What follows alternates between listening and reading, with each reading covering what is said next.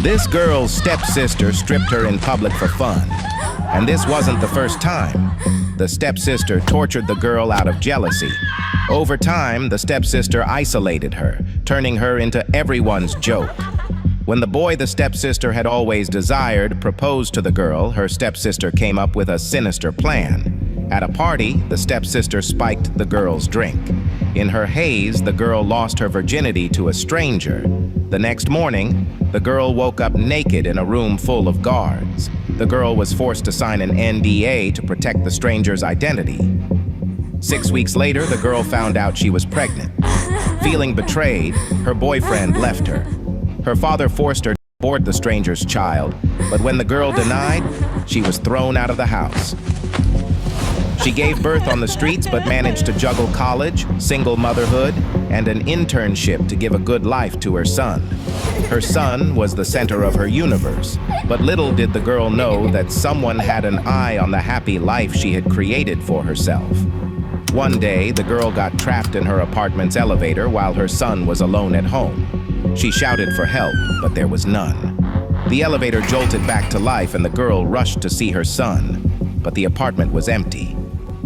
Max, if you're hiding, come out! This isn't funny! Rushing into the hallway, she nearly collided with her neighbor. Wanda, have you seen Max? The old woman frowned. Oh, you're here. I just saw Max get into a black car. I assumed you were with him. Oh my God! Max! Fearing her son had been abducted, Amelia bolted out of the building.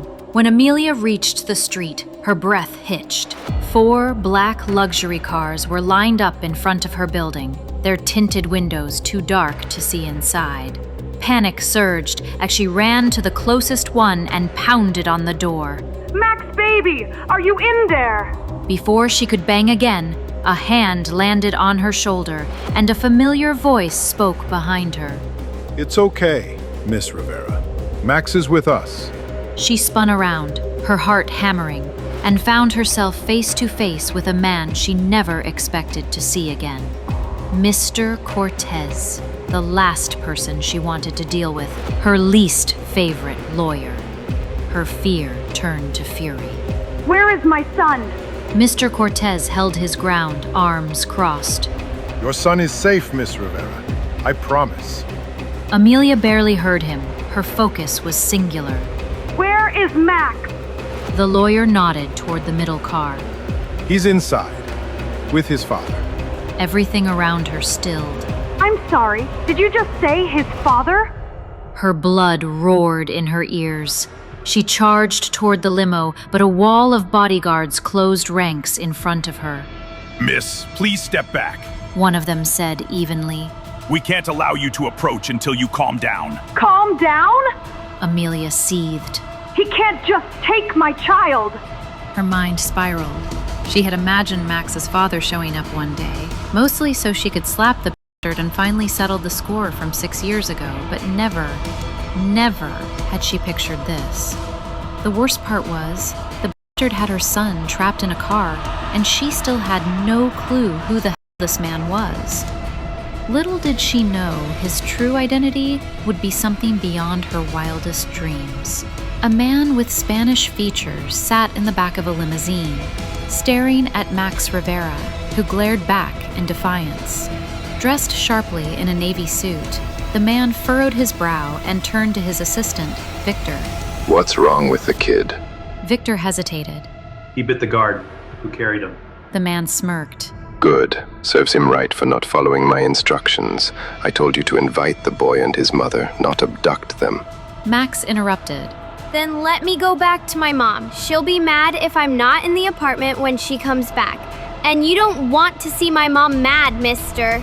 Javier softened his tone. Listen, Max. No one here means you harm. I'm afraid we got off to a bad start. I am Javier, and this is Victor, my assistant. You'll be reunited with your mother soon. Javier glanced at Victor, then asked, What can you tell me about your father? Max shrugged. Oh, my dad? He's dead. Javier's face darkened. Then he cleared his throat.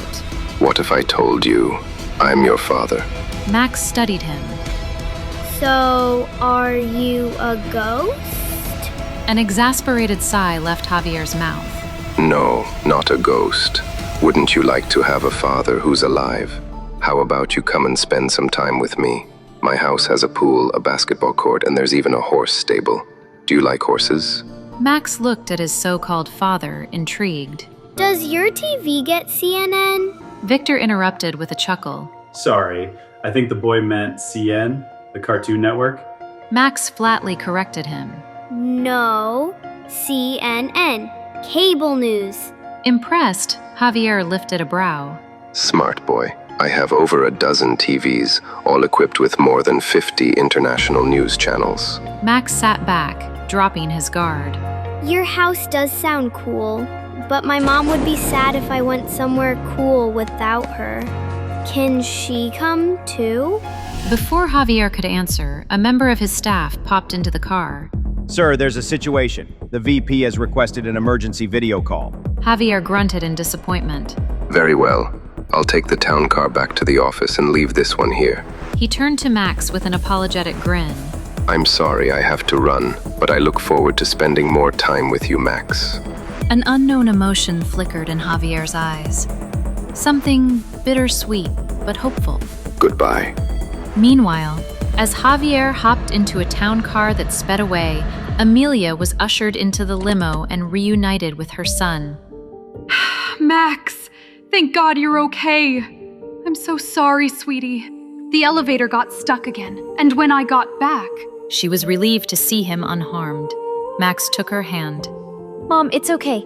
I'm all right. Victor, still perched in a corner of the limo, spoke up.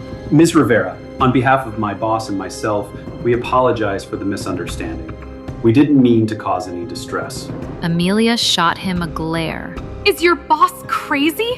Where is he? She was furious that the man had managed to slip away before she could confront him. Ms. Rivera, unfortunately my boss had to attend to an urgent matter, but he's invited you and Max to join him for dinner tonight. His driver can take you both to his estate now, if you'll allow it.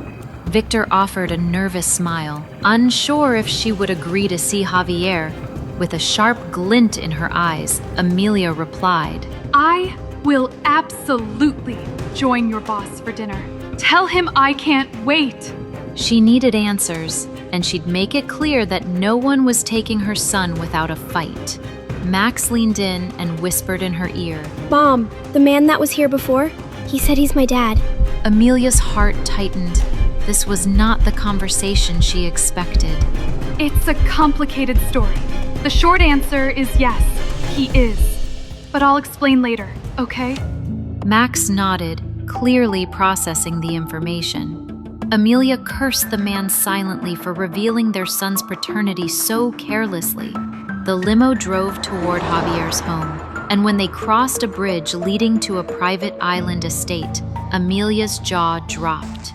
Max's father lives here.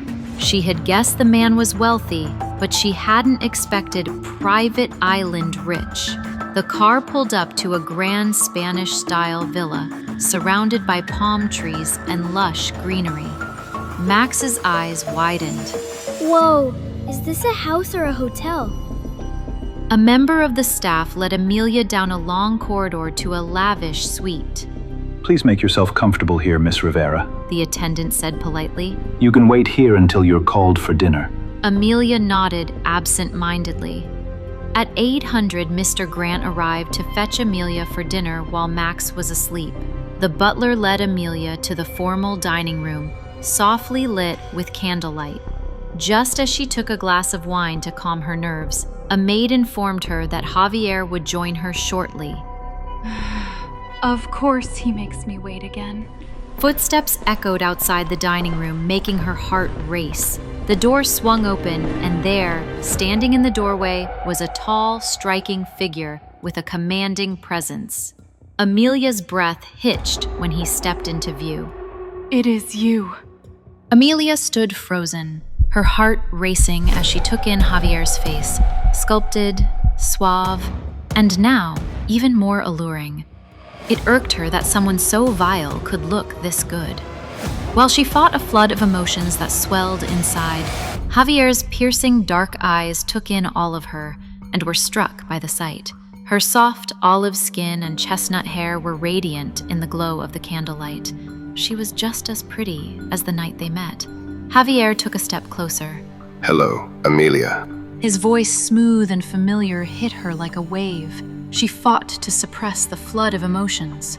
Tell me, how have you been? His question was maddening. 6 years of resentment, and now he was asking how she'd been.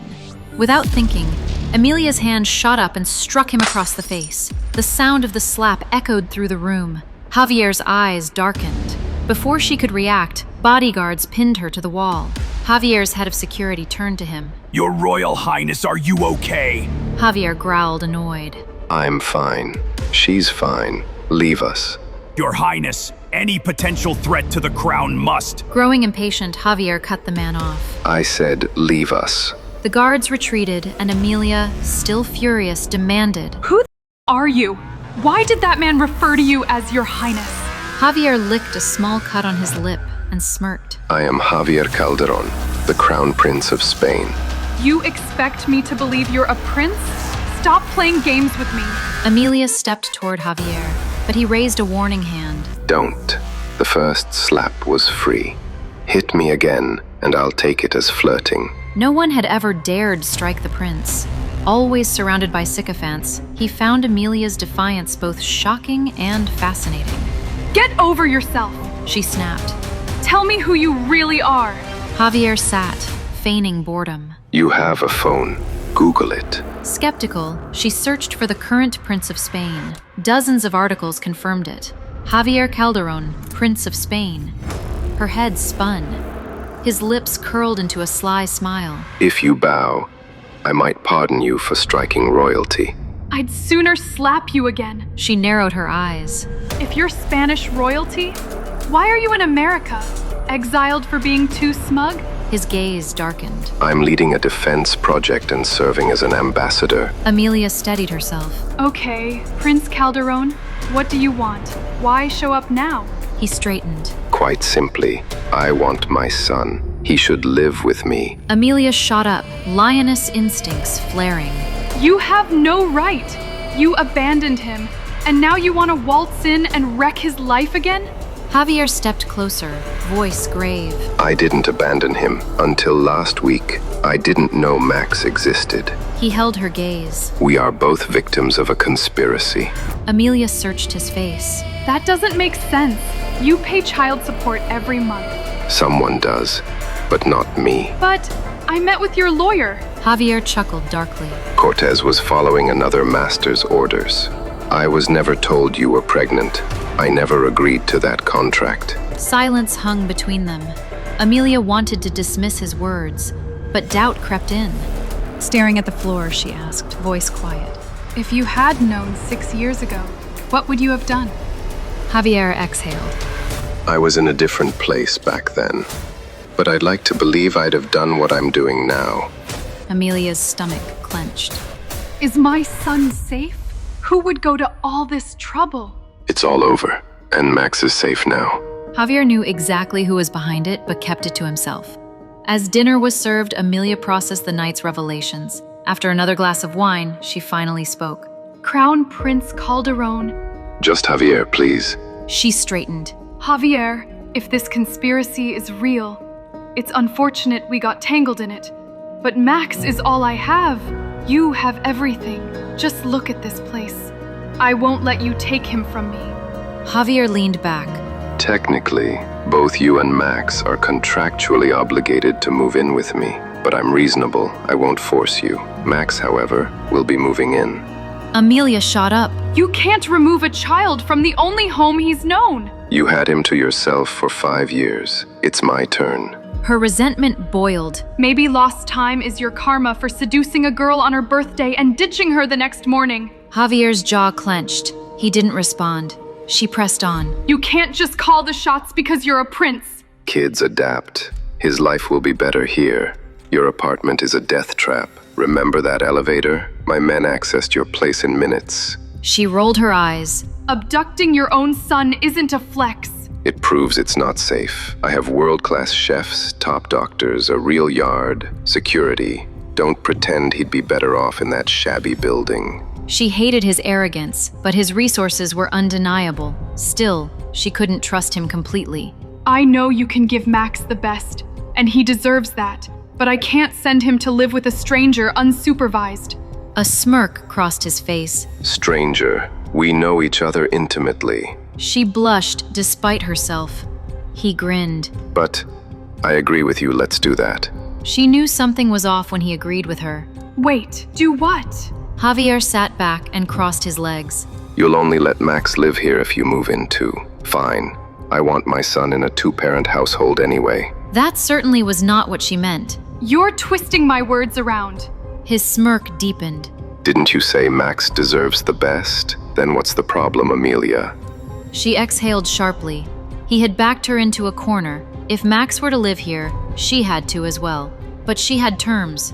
His Royal Highness's estate is significantly far from my internship, so if I am to make my stay here work, I will need access to one of your chauffeurs. A glint appeared in Javier's eyes. Are we setting terms? How thrilling. Sure, you can use the cars. Amelia tightened her gaze on him. And I want you to stop stalking me. Javier groaned. In my industry, that's not stalking, it's called gathering intel, but fine. I wouldn't want my son's mother to be uncomfortable. And I want my room in a private wing, preferably far from yours. Javier tilted his head, amused. You know, the contract requires you to share my bed. I think that's one term I'd like to enforce. Amelia's fury ignited. I'd rather die than share your bed. I'm not some harem girl you can handcuff to your headboard. Javier smirked. Who said anything about handcuffs? Such a dirty mind. Her patience snapped. He had twisted her words all night, forcing her into this arrangement. And now he thought he could negotiate her into his bed? She'd made that mistake once, and it had cost her everything. Never again. She raised her hand, ready to slap him, then noticed the smug grin on his face. Relax, he said, flashing perfect teeth. The girl I remember could take a joke. Her stomach clenched. That girl had to raise a child alone after being abandoned by her family thanks to you. Try enduring 6 years of that and see if your humor stays intact. She turned on her heel and stormed for the door. Amelia, wait. She paused, barely restraining her frustration. For Max's safety, my identity as his father must be kept secret. I have enemies. If word gets out, he could become a target. No one can know. Not your family, not your friends.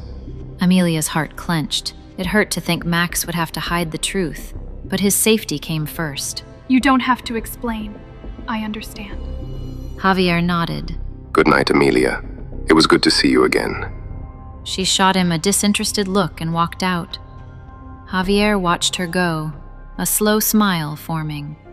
The only woman who had dared to strike him was now living under his roof. He had a lot to make up for. He only hoped she'd let him. Javier was back to claim what was his, but Amelia had no intention of making it easy for him. A week passed since Amelia and Max moved into Javier's estate, but it still felt surreal. Days ago, she had to choose between groceries at the supermarket, putting back her own shampoo to afford Max's. Now she was in a villa with a staff catering to her needs. She dreaded running into Javier. To her relief, he had been away all week on business. She entered her bedroom and sat at her desk in the annex office, trying to catch up on work. Balancing the move and her internship as a translator with Miami's Council of Foreign Affairs had been tough. The next day, Amelia's office buzzed with tension. The High Commissioner of Foreign Affairs was meeting Mexico's Prime Minister, and even as an intern, Amelia couldn't afford mistakes.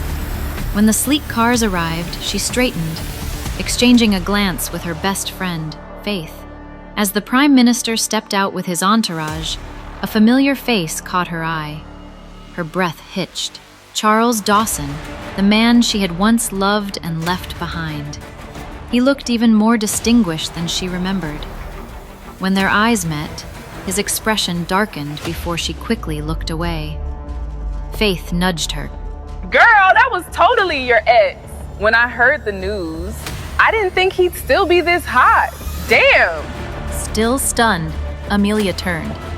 What news? Faith smirked. Charles just moved back from the East Coast. You two are going to see a lot of each other. Amelia's heart pounded. She wasn't sure if fate was being cruel or giving her a second chance. Either way, she wasn't ready for it. I still can't believe your dreamy ex is here. Now that you know he's back, what are you going to do about it? Amelia barely heard Faith, lost in thought as she absent-mindedly poked at her key lime pie. Faith waved a hand in front of her. Hello? Earth to Amelia? Amelia blinked. Sorry, what? Faith leaned in. You've been a total space cadet today. Oh my God, are you seeing someone? Spill. Who is he? Amelia rolled her eyes. There is no he. If I was, you'd be the first to know. Faith smirked. Do you still have feelings for Charles? Amelia sighed. He's a big shot now. He nailed that UN internship, and you saw him in that suit. If he's not taken, there's a line of girls waiting. Faith narrowed her eyes. That didn't answer my question. Amelia exhaled. Even if I did, my situation has changed. He deserves someone without baggage. Faith flicked her forehead. Hey, my godson is the cutest 5-year-old ever. Any man would be lucky to be his stepdad. She stabbed her lasagna. But I'd still love to find Max's real dad and beat him to a pulp for ruining your relationship with Charles. I'd love to see that. Amelia muttered, suppressing a smile. She could only imagine Faith's reaction when she found out the man she wanted to murder was a Mediterranean prince. Faith suddenly grabbed her hand and squealed. Javier Calderon. Amelia froze. What? Why did you say that? Girl, you don't know about Spain's hot young prince? Amelia's pulse raced. Did Faith know? Why are we talking about the Spanish monarchy? The prince just moved to Miami as an ambassador, Faith said, stealing a bite of pie. And he's the guest of honor at our gala tonight. Can you believe we're about to meet a real-life prince? Amelia exhaled in relief. I don't care much about monarchies. Faith grinned. But Prince Javier isn't just any royal. Have you seen his speeches? He's gorgeous, which means he'll be even hotter in person. He's more arrogant in person too. Amelia muttered. Luckily, Faith interrupted her spiraling thoughts. What are you wearing to the gala? Amelia shrugged. Since it's a work event, I figured slacks and a blazer. Faith smacked the table. Slacks? Did you not hear me? Hot foreign royals will be there. And more importantly, so will Charles. Amelia hesitated. She had planned to fade into the background, but the thought of running into Charles made her stomach flutter. Faith pressed on. You must dress to impress, and I have the perfect outfit for you. Faith was not lying when she promised the dress would look amazing on Amelia.